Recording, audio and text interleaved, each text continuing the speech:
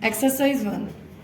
This is appeal is directed against the judgment and order of the Delhi High Court by which it allowed the appeals of the two respondents set aside the judgment and decree passed by the trial court and permitted the appellants to file their written statements within 4 weeks from the date of the judgment, directing further that the trial court would then proceed with the suit and dispose it of in accordance with law. Full stop. The appellant Messrs.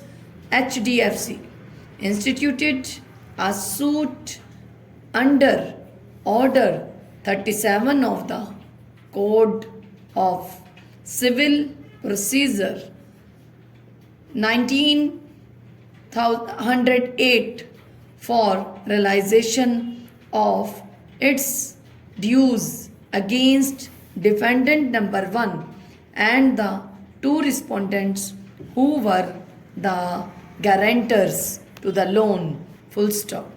According to the case of the appellant, plaintiff and defendant number 1, who was the owner of a plot of land, approached the appellant plaintiff for a loan for constructing a house on the plot. Full stop. The loan was sanctioned. Defendant number 1 executed the loan agreement and a promissory note in favor of the appellant. Full stop. In addition,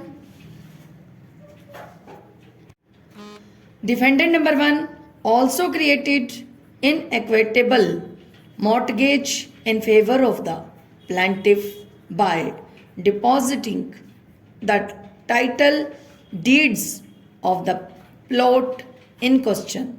Full stop. The other two defendants, respondents before this court, stood guarantee for payment of the loan and executed the letters of guarantee. Full stop. On the execution of the necessary documents, the loan was disbursed to defendant number 1 in 2 installments. Full stop. Next para. The loan amount along with interest at the rate of 15% per annum was to be repaid in equalized monthly installments over a period of 180 months, and in case of default according to the terms of the loan, the outstanding would attract additional interest at the rate 18% per annum. Full stop. The defendants defaulted in payment of the EMIs and as a result a large sum was outstanding against them. Full stop. The defendants did not pay the installments despite letters and reminders. Full stop. Hence, the plaintiff invoked the guarantees and intimated the two respondents that in case of failure to make the payment, legal proceedings would be instituted against them.